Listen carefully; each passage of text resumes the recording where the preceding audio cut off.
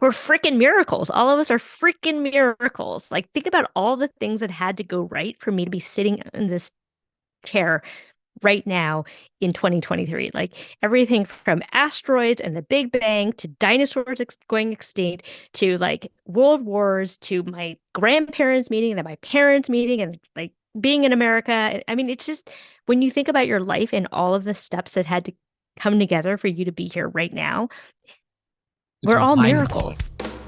Welcome to the Impact Roadmap, a podcast designed to give you the practical, concrete steps to grow your nonprofit or future-forward business in a sustainable way. I'm your host, Joey Goon. Let's get into the episode. Hey all, I am so excited to have Rhea Wong here today. This episode is going to be mind-blowing for our nonprofit friends as we welcome Rhea to the Impact Roadmap podcast. And Rhea, needless to say, you are a dynamo. You've raised millions of dollars in private philanthropy. I know you're passionate about really building the next generation of fundraising leaders. You live in New York with your husband, and simply put, if I could sum it up in a nutshell, and I did maybe not pull this from your website, but you train nonprofit leaders to fundraise more money from high net worth donors. And I just have to say, like, who else better to do that than a former ED that helped take an organization from, I think it was like 200 or 300K in donations to over $3 million in annual donations, which is incredible. So first off, please tell us a little bit more about you. Yeah, Joey, thank you so much for having me. It's such a pleasure to be here. I can tell we're going to have a lot of fun. So like you mentioned, I was an ED in New York City for over a decade, and I was a 26-year-old ED, which means I knew literally nothing. But of course, being 26, I was like, I know everything. I can figure this out. So the first day on the job, they handed me the keys and my email address. I was like, okay, good luck. And I did two Google searches. The first Google search is, what does an ED actually do? And the second Google search was, how do you fundraise? I mean, I was so clueless. And over the 12 years, I figured it out, but I was like, why did it take me 12 years to figure this out? And so this next stage of my career, I'm really passionate about training people to learn what I had to learn the hard way and, make new and different mistakes. Don't make the same mistakes I made. I will teach you to avoid those mistakes. And, the great irony is that in the nonprofit field, so many people are charged with this job of fundraising without any training, without any support. And yet we're trying to solve the most intractable problems of our society. Like, why wouldn't we equip people to bring the resources in to help change the world? So I'm on this tear to do that, particularly for folks of color, because I think we need to diversify the field. And particularly, 'cause I think a lot of folks of color like don't even know that fundraising is a career and what that looks like. So that's it in a nutshell. That's what's got me on fire. Can we talk about what those mistakes are? Like, what do you think? What was the first mistake? Well, maybe not the first mistake, but what was the most meaningful mistake that you made that you're trying to kind of coach people through? Like, hey, here's what I learned through making this mistake. Here's, don't do this.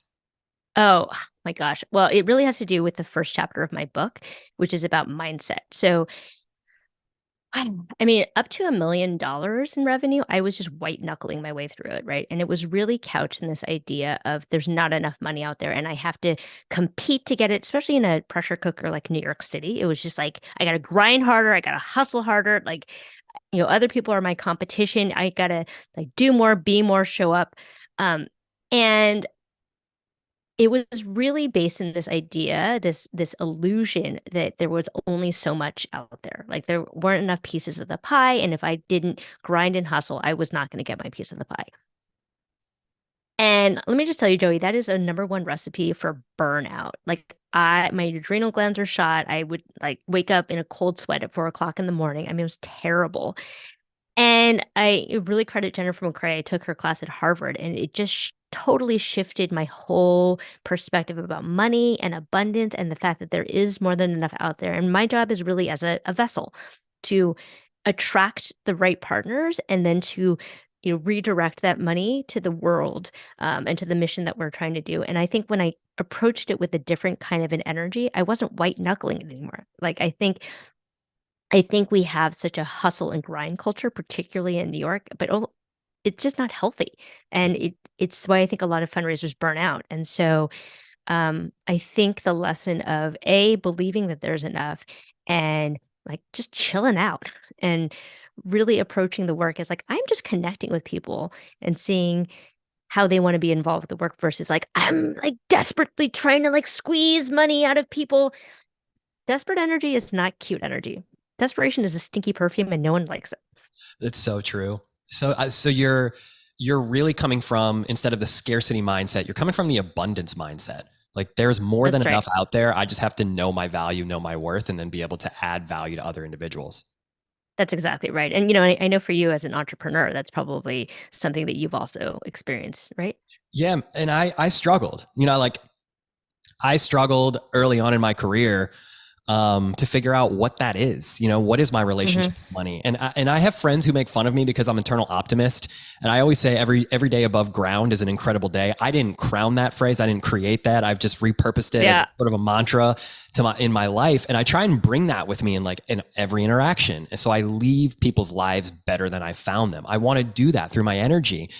And I shifted. And I was reading your book the other day, and I love how you call out the I have to do this to I get to do this, or I Mm-hmm. choose to do this. And you talk Mm-hmm. about having this unshakable belief in the bounty of the world and personal power to make results happen. And that really is coming from the place of abundance. So for me, I found that through the Miracle Morning. So a shout out to Oh, are you a miracle morning person? Are you up at 4 a.m.? I tried doing it. I was like, no, I no. can't, I cannot do this. I can't do it. I'm not like Hal. Like Hal's up at 5:30, but I hired Hal as my coach for 2 years, and I've learned No more from Hal way. than any single person that I've ever connected with in my life. And I have adopted the Miracle Morning as a way that I live my life. So I'm doing the silence, affirmations, visualization exercise, reading, scribing. It gets me grounded. I feel connected. I feel grateful. I'm shifting my mindset from have to how can I, and I get to do this. And then from there, I'm really able to serve others because I'm first pouring into my own cup, putting my oxygen mask on first, so that I can help the person next to me. So what is it for you? Where does your personal power come from to make your personal power to make results happen? Where does that come from? Okay, wait. Can I answer that question first? Or I don't want to comment on what you just said because so I'm working with a coach as well. Shout out to my coach, Eugene Choi. But we talk a lot about the brain science behind it, and that your brain is only ever in one of two modes, either survival or executive. Survival mode is, reactive, freaking out, being, anxious, stressed out, frustrated, all the things, right? And executive mode is exactly what you're doing with your miracle morning, which is getting your brain into the generative space, the creative space, the decision making space, the calm space, being in flow state. And 70% of the time, people are in survival state. And I actually think that's a low estimate. I think most people are in survival state all the time, particularly coming out of the pandemic. I think people just are like freaking out. There's a high level of anxiety everywhere. And I think when you operate from this space of survival, you're going to burn out eventually because the body was not designed to be under this constant stress and pressure. Like these devices that we have are pinging email 24/7. We're not meant to be under this onslaught of stimulus all of the time. So I think your practices around meditations, around calming down, around mantras is really helpful in today's environment. Speaking of time, I've been recently listening to a podcast with the guy who wrote 4,000 Weeks. Have you heard about this? No. So he wrote this book called 4,000 Weeks, and basically 4,000 weeks is the average amount of a human lifespan. And like when put that way, you're like, oh my God, 4,000 weeks is not that long.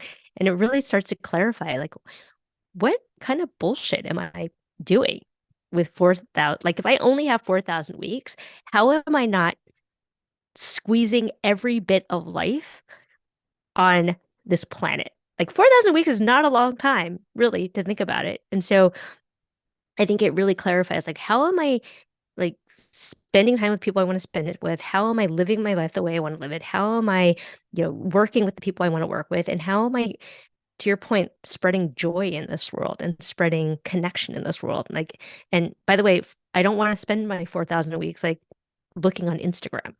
Yeah.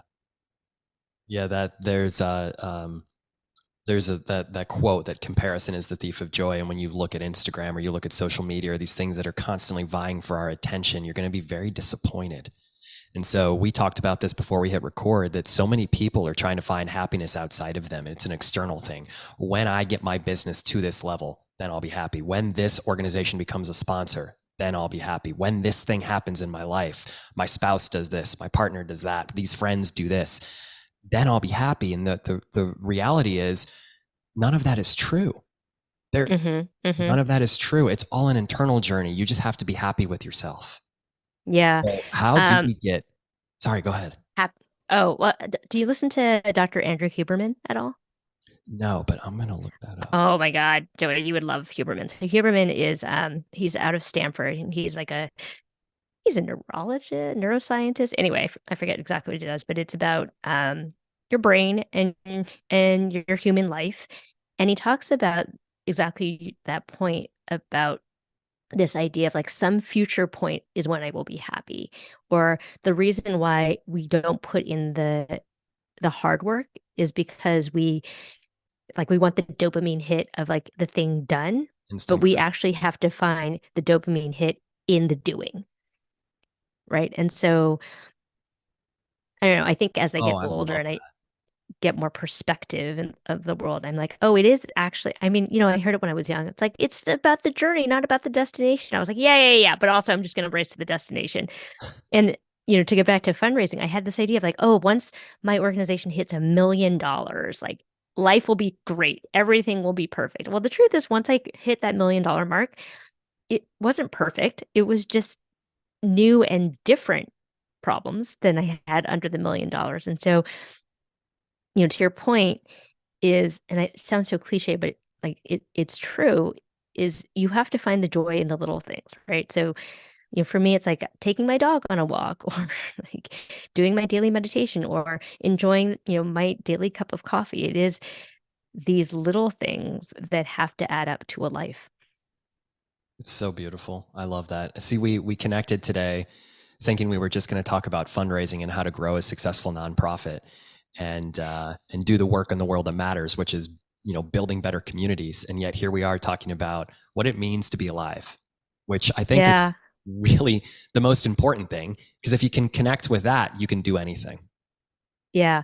I mean, it's interesting you led with the spiritual practice, because I think in life and certainly in fundraising, managing your own mind and managing your own energy is the biggest thing that you can do. Because let me put it to you this way. And I use dating analogies for a lot of the work that I do. So a lot of people think that fundraising is about the solicitation.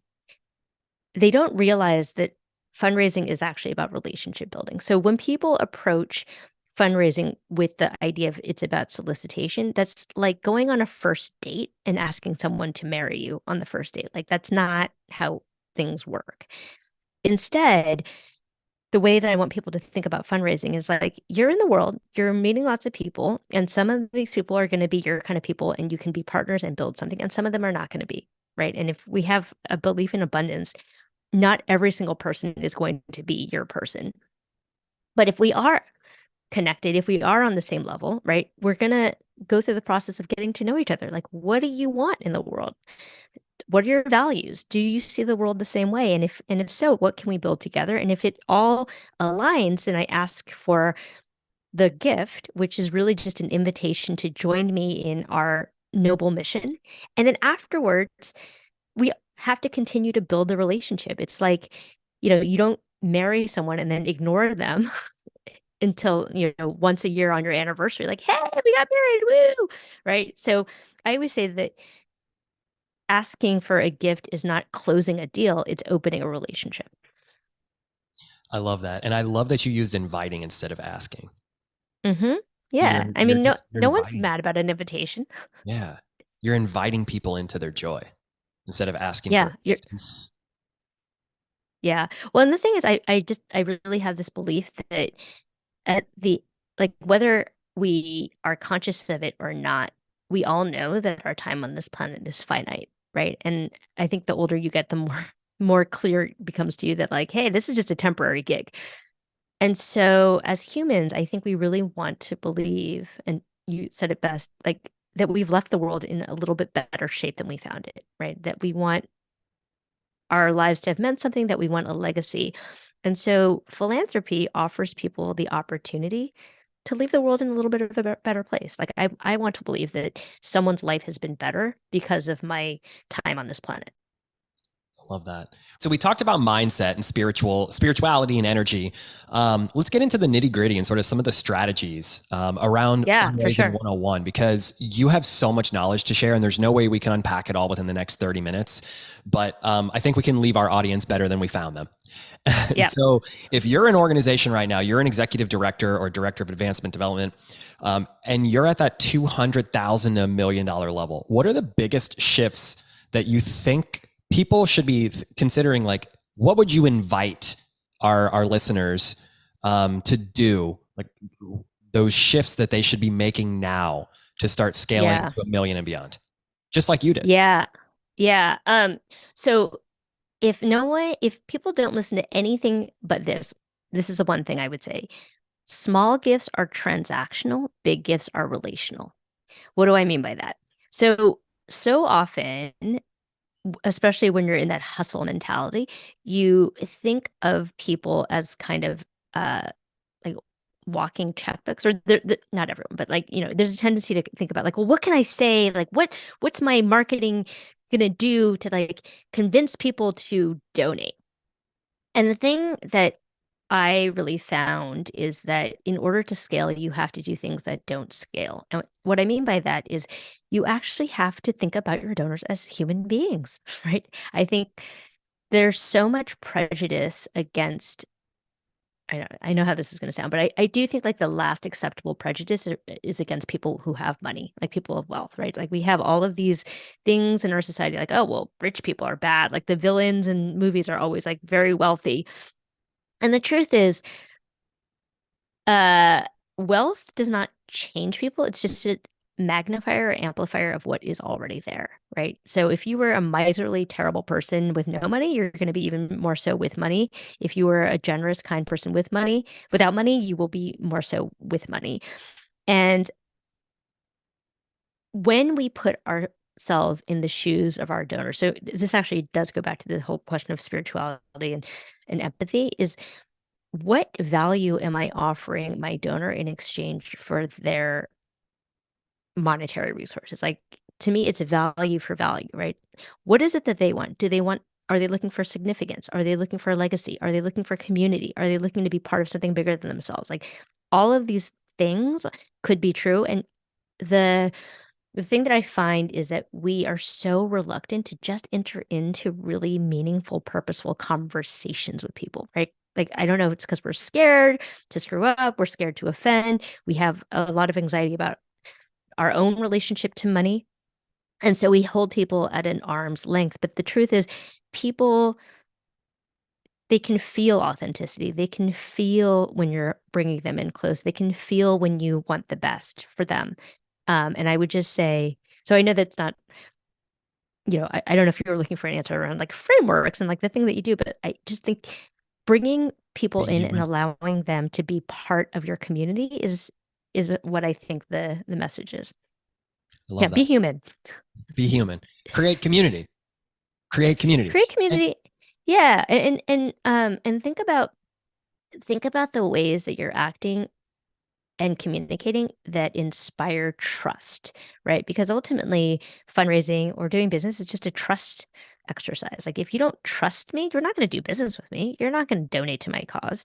And I talk about this a lot. There are three different kinds of trust. The first kind of trust is competency trust. Like, are you good at the thing that you say that you're doing? The second is community trust, which is, does somebody that I trust you? And then the third is caring trust, which is, do you care about me as a person? And I think as nonprofits, the more we can focus our energies on demonstrating those three kinds of trust, like I think we lean very heavily on the competence trust of like, yeah, oh, like we're so good. Look at all the impact we have. Da, da, da. That's fine. But caring trust is where I think we really need to focus our efforts, which is, generally why our retention rates tend to be kind of bad, because we don't spend the time to let people know that we care about them as people, not just as a checkbook. What is the best example of loving on you that you've ever received as a donor to an organization? Just assuming that you've also been a donor on the other side of the table, or perhaps in your consulting practice and working with other nonprofits. What is the best like outreach or example of loving on a donor that you've ever experienced? Oh, well, it is actually interesting. So I am a donor to lots of organizations, and I have to say that like the donor experience has not been amazing. I'm going to call out Jess Campbell, who, by the way, should be on this podcast if you've not had her. I participated in one of her conferences, and she sent me this beautiful, handwritten, gorgeous card as a thank you. And it didn't cost her much to do it, but just the fact that this beautiful handwritten card was delivered to me meant so much. And I think um, I've talked to Erica Carley at Chive Charities. They have a 98% month over month retention rate for their monthly donor program, which is insane. And they do it by handwritten cards. Like they do little things to help people feel like they care about them. And it doesn't cost you a lot. But just the generosity of spirit to let people know that you appreciate them, you see them, and that they're valued members of the community go So, such a long way. Rhea, can I share a story with you that just Yes. inspired a thought? So I'm a donor as well, and this is the best, most connective experience that I've ever been a part of, and it has to do with writing letters. So I was at an event, and it's funny, like Hal Elrod was there. He was one of the speakers, and it was for a Wish organization. So it was like, come to this thing, and it's kind of a donor development retreat, but with some motivational speakers kind of sprinkled in to get us charged up as like entrepreneurs that want to leave the world better than we found it. You're a visionary. The world needs you to be successful. Pull that from your website. And here we are. We're all successful individuals. Let's be more successful and let's get fired up. And then let's help this nonprofit organization build their future. We're going to co-create their future together. And so here's the way that they did that. They showed a story, this a Wish organization, of this little girl who was battling a terminal illness. And she had spent so much of her time in the four walls of a hospital getting treatments. And all she wanted to do was go to a Taylor Swift concert. And after this story, I mean, we were all crying. Obviously, there's 200 something of, 200 or so of us in this room. We're just bawling our eyes out. Like, this little girl, she should not know that as her reality. Nobody should. But she's 6, 7 years old, and we're, oh my God, our hearts are just, we just feel for her so deeply and empathize with her situation. So they said, here's what we're going to do. Every single one of us in this room right now is going to write her a letter. And so 200 strangers wrote this little girl a letter. And then after we wrote the letters, they collected them. And we fundraised for her wish to come true so she could go see Taylor Swift. And then 3 months later, that nonprofit organization sent us videos of her wish coming true, her actualizing her wish and meeting Taylor Swift. It was all on video, and her reading the letters that we wrote her. And that was this has been 7 years now since this experience happened. And that was the most meaningful follow-up interaction that I've ever had. And I think about, how do we do things like that? If we're going to use events as a platform to build community, which is what our business Utopia does, is use events and video stories to connect people at scale. We've got to do it meaningfully. What are your thoughts on that approach? And then I want to unpack kind of like where you think events and stories play. Yeah. So many thoughts. Well, you told me that story, and I have chills, right? Like it's so meaningful because I think, look, the bottom line is that the technology that we have now means that there are no excuses. Like, I could pick up my phone and do a good video. I can pick up my phone and do, reasonably good pictures, right? So I think that technology has lowered the cost of doing business. And I think that we need to teach people how to be storytellers, because essentially when you were donating to that thing, you had a vision of yourself as being the kind of person that helps a little kid, right? Like the kind of person that wants to make this wish come true. You need to loop that story. Like, there has to be an ending to the story. It's like watching a movie. Like, if you stopped watching a movie in the middle that you were into, you'd be like, well, what happened? Right. And so often as nonprofits, we forget to end the loop of like, and this is what happened, right? We need that resolution. Otherwise, we're dissatisfied. And so that's where I think storytelling plays a key role. But I also think just being really thoughtful about the stewardship is important. And what role do you feel that events and stories play in fundraising overall? Okay, I'm going to unpack that. So I have two different answers. So I think number one, storytelling is critical to fundraising. And let me tell you why. I'm going to go into the brain science here. When we talk about facts and figures and whatever, that one part of our brain lights up. That's like the business part of the brain, right? It's the logical, rational part of the brain. When we think about philanthropy and giving, it's it's not the same part of the rational part of the brain. It's the emotional part of the brain. It's the same part of the brain where we store like emotions and family.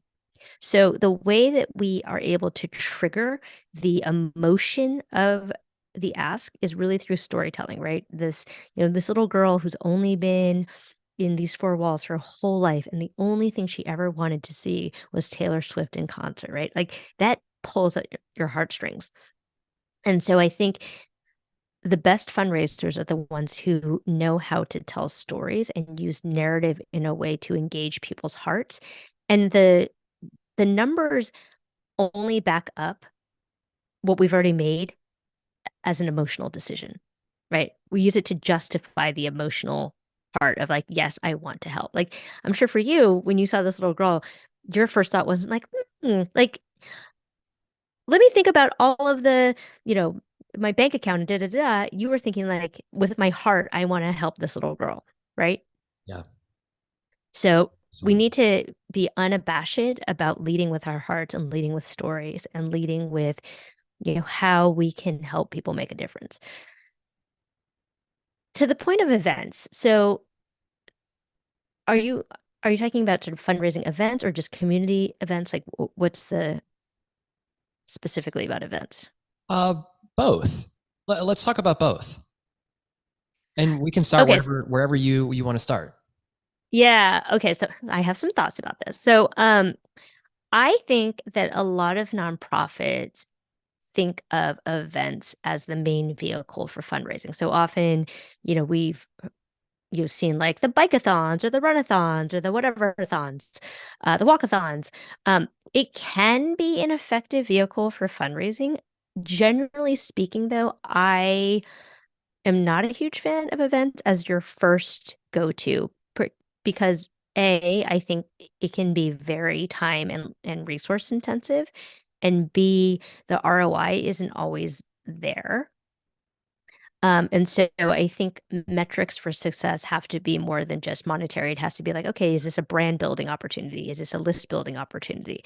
That being said, though, I do think events can be really powerful, particularly because I think we're all just so sick of this digital world. Like, I don't want to be on Zoom anymore, right? And I think there's a lot of power in being in proximity and like, we're exchanging energy, the oxytocin is high. So I think if used well, events can be very effective. I am generally a big fan of smaller, more intimate events because I'm really into human connection. And the older I get, the less patience I have for like meaningless chit chat. Like, I don't want to talk about the weather. I don't want to, like, I don't, whatever, like, oh, how's it going? Blah, blah, blah. It's so surface level. Like, if I have a conversation, I want to get to the good stuff. I want to talk about like who you are, your purpose, your passion, what makes you tick, how might we collaborate together? And like, that's very hard to do at a big event. So I don't know if that answers your question. It does. Yeah, it kind of echoes the exact same way that we feel at Utopia as event producers and storytellers, because we started to realize, and especially in the nonprofit space, like nonprofits are 60% of our business because we like working with purpose-driven individuals. And Mhm. so we started to get super curious. around our clients' relationships with events, with their stories, and how they're leveraging these platforms to draw in and inspire audiences like, donors, prospective sponsors, board members, stakeholders. So we started workshopping, to your point, a smaller event with all of us in our small community of like internal people at Utopia and stakeholders of like, how do we create community at scale? How can we inject mission at events? And how can we elevate event experiences and ignite hearts and scale this widespread feeling of like connection and purpose? Ultimately, like, how do we tell stories that get to the why?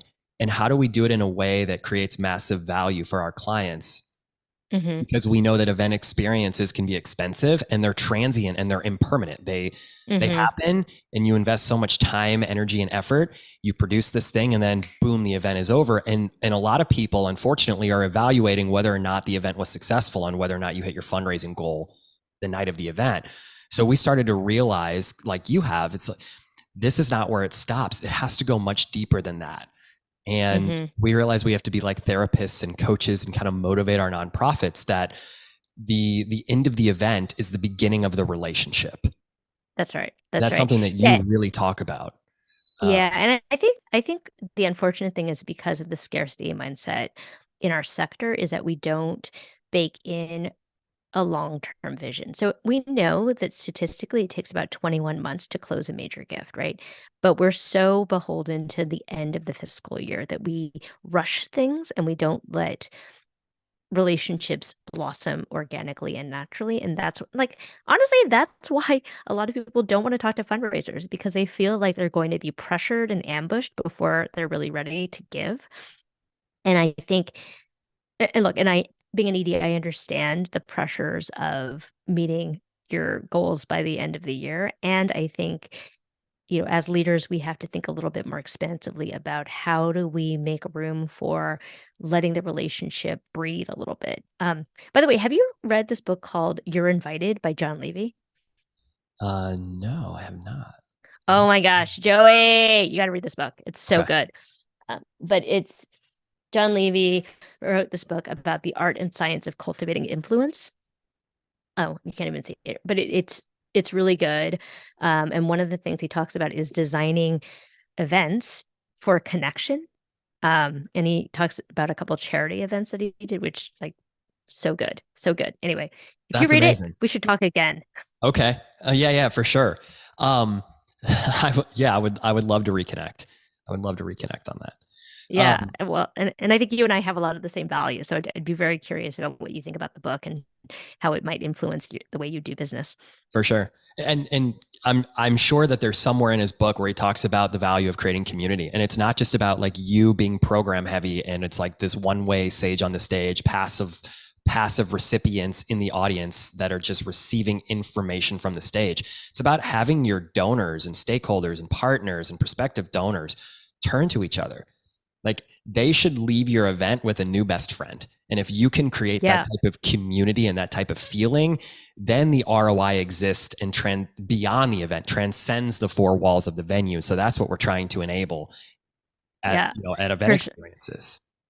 Yeah, for sure. So it's all about community. And so what he talks about is, I didn't intend to be a plug for the book, but what he talks about is how you curate events that are connecting for people. And he started by having these like, I think monthly dinners, and he would invite very influential people and no one was allowed to tell each other what they did. Right. And part of the dinner is that they cooked dinner together.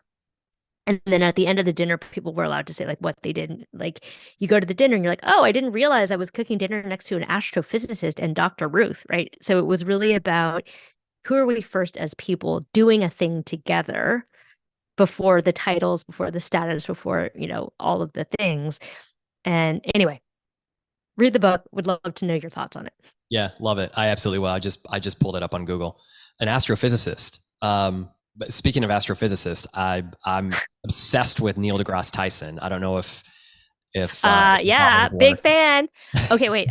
I had my a dear friend of mine ran an organization in Harlem, and she had him as her gala speaker, and I was like, no way. Can I come to your gala? She's like, sorry, you can't afford the ticket. I'm like, but okay. Yeah, no. Amazing. Have you been following all this Webb telescope stuff? No. Is there any relation to? Oh, no, no, no, no. Tell me more about it. I was going to go The ahead. I was thinking something else for a moment, and then I processed the thought, and I'm like, nope. Yeah. So tell me more, but tell us more about it. Oh, so it's somewhat connected to astrophysics. So the Webb telescope is the one that they sent out. It's like the upgrade to the Hubble telescope, and they're getting like pictures from like what however billion light years away, and literally they have pictures of stars being born, and they have this thing called the pillars of creation, just like crazy picture. You should see it. Anyone listening, go look at pictures of the Webb telescope. But we're getting all kinds of crazy information about the galaxy and the universe, and the fact that we are all made of stardust. It's like such an incredible idea. And I was talking to my coach about it. I was like, holy shit, like we are all just stardust. We're like made of dinosaurs and stardust, and we're freaking miracles. All of us are freaking miracles. Like, think about all the things that had to go right for me to be sitting in this chair right now in 2023. Like everything from asteroids and the Big Bang to dinosaurs going extinct to like world wars to my grandparents meeting, then my parents meeting, and like being in America. I mean, it's just when you think about your life and all of the steps that had to come together for you to be here right now, It's we're all mind blowing, miracles. It's mind blowing. Like the fact that human beings even exist, crazy, right? Like and we're all that like little egg. dots. We're all little specks on this planet that is floating in space. I know. It's It's crazy. yeah, it's absolutely Like, mind-boggling that, and I then mean, we and get challenged and concerned about things that are so trivial, things that are so so trivial. inconsequential. I know. I know. It's like so 4,000 weeks, and like we're just these little specks on the planet for a very finite amount of time. And the fact that like I don't know, when I go down this rabbit hole, I'm just like, holy moly, there are like whales in the ocean. Like that's crazy, right? Like there are birds that fly in the sky. That is insane. When you start to look at life that way, I did a meditation the other day, and she was like, I encourage you after this meditation, when next time you're in the car and you're driving, try and notice all of the shades of green and how beautiful they are. And when you can start to see the world that way, in the way that you've just described, that everything around you can either see that nothing around us is a miracle or everything around us is a miracle. Nice Einstein quote. I like it. Yeah. Yep. I did not come up with that one either. Or But wait, was that Helen Keller? I don't know. I'm a big inspirational quote person. I love it. But Wait. I To go just, back though, yeah, sorry. Well, so I like to the event question. I am reminded of that quote from Maya Angelou. Like people will forget what you said and what you did, but they're never gonna forget the way you made them feel. And I think that to loop back around, like as human beings on the planet, like we have a responsibility and obligation to make people feel better in our presence. yeah, we absolutely do. I think as far as fundraising events go, we should be thinking about connection and inspiring awe and novelty and curation, right? Because it's very hard to impress us anymore. Like we are in this 24/7 Instagram world. I think we've become very jaded about things. And frankly, especially post-pandemic, I think it's hard to get people to go to stuff because they're like, I'd really rather be in my pajamas. So I want to give people a reason to put their pants on. You can use that phrase. Give people a I reason to put love their that. pants on, right? In this Like give digital them world, I may not have pants on right now doing this podcast. you Who knows? you have no idea. I'm not wearing pants right now, right? Give people a reason to put their pants on, but make it worth their while. And I think again, it goes back to what I was saying. If we can put ourselves in the shoes of the donor and think about what is of value to them, not what is of value to me as an organization, right? Because I think when we do that, then we produce events that are kind of like the boring galas, and we like get people in and like feed them rubber chicken dinners and ask them for money. That doesn't serve them. What would create a valuable experience for our donors such that they will walk away excited about it, wanting to tell their friends, wanting to come back next year, maybe they made a new best friend, right? And it doesn't take a lot of energy and time and money to do simple things to make people feel special. Wait, I have a story. Can I share a story? Absolutely.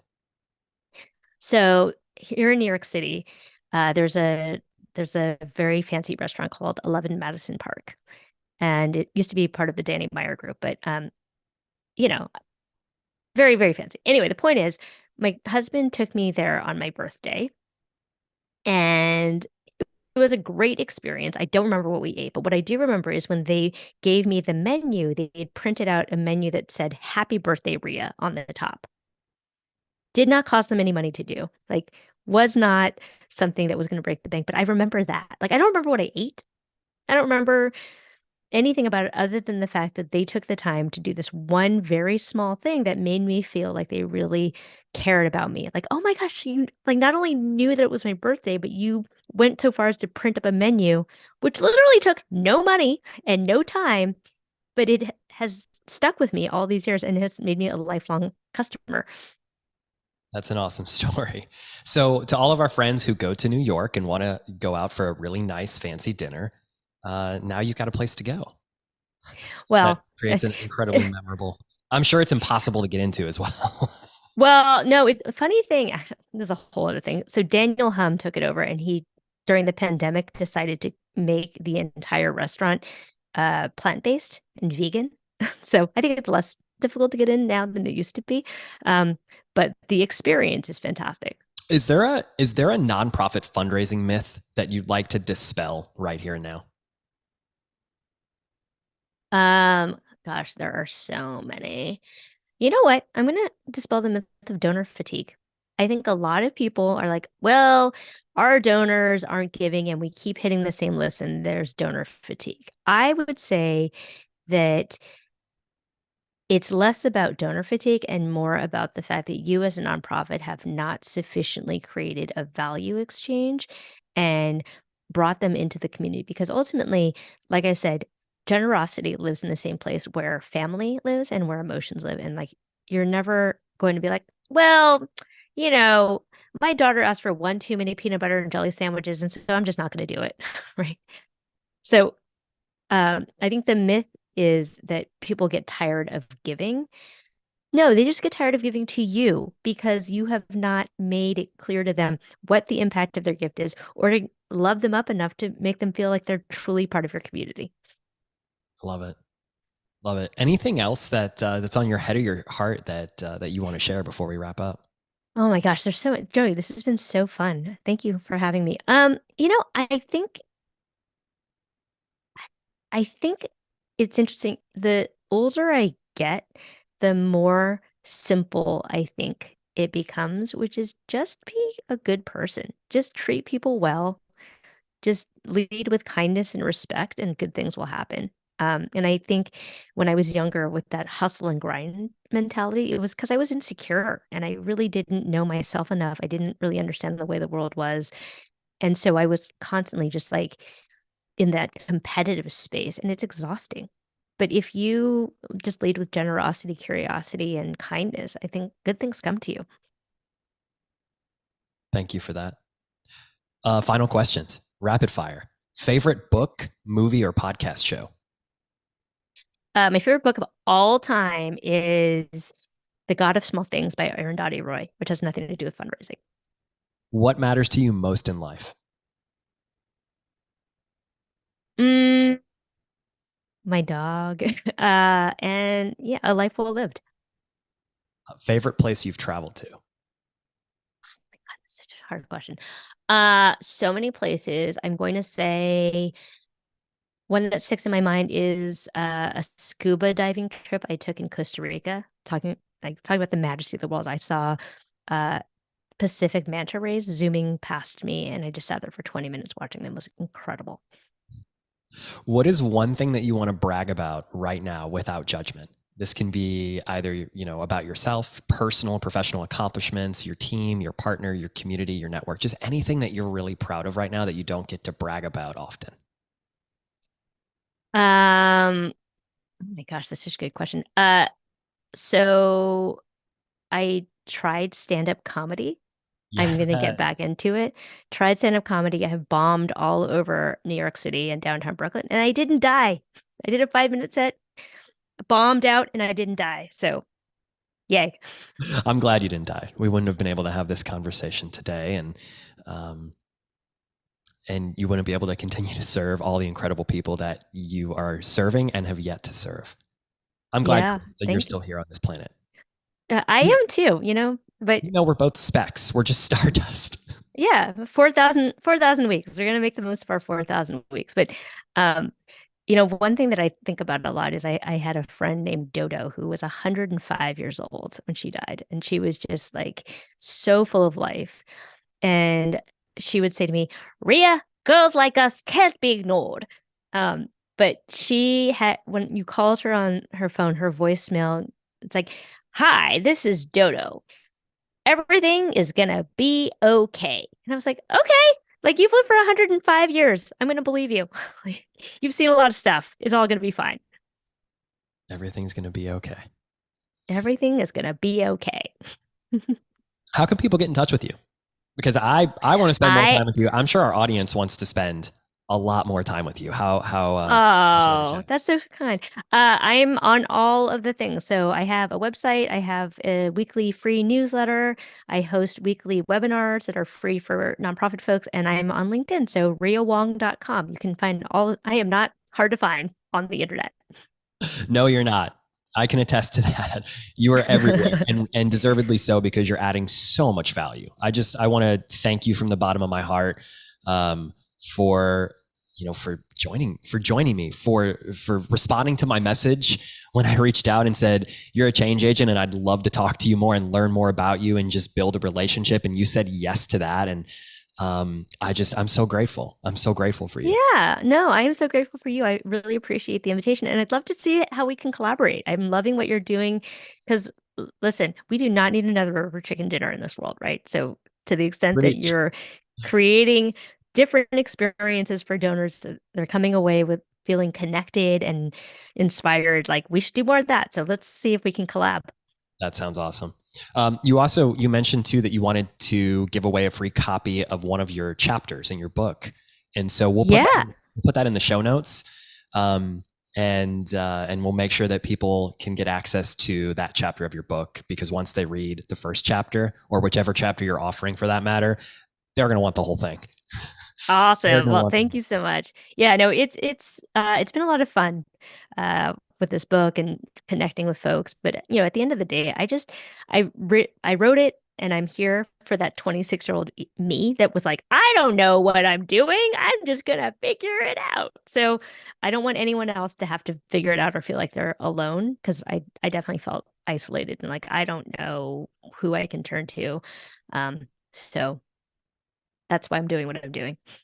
Love it. Well, Rhea Wong, you are a force for good and an incredible change agent, and you are making an impact. So hence, being on the impact roadmap, you are an impactful soul, and I'm so excited to see where your journey takes you. I'm excited to be a part of it, and now our audience is a part of it. Thank you so much for joining us today on the podcast. Thank you so much for having me, Joey. This is such a fun conversation. I really appreciate it.